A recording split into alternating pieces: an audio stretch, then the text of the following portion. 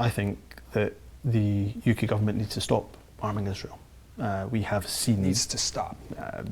They now need to stop arming Israel. I cannot be clearer about that, given some of the atrocious scenes that we have seen that are undoubtedly breaches of humanitarian law, whether it's innocent civilians waving white flags being shot dead, whether it's the bombing of refugee camps, whether it's the bombing of schools, whether it's the fact that, of course, we know tens of thousands of innocent women and children have been killed.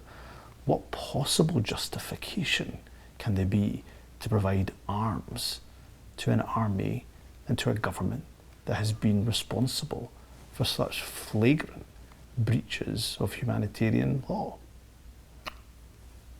How do you plan to carry on this message?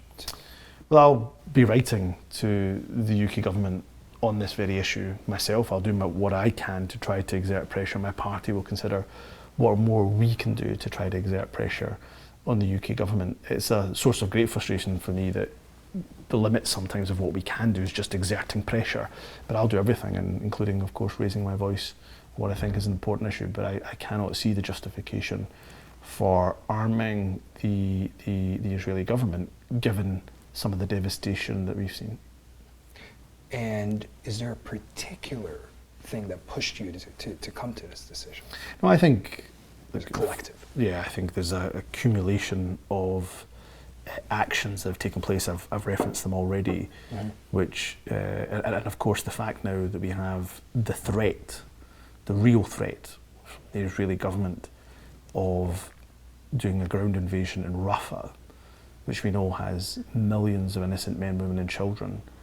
The threat of starting that on Ramadan, the holiest month in the Muslim calendar, to start an invasion which will lead to mass slaughter. Let's not pretend otherwise. Let's not call it anything else. It will lead to mass slaughter of innocent men, innocent women, innocent children. What possible justification can there be for arming a government that's threatening to do that? There can be none.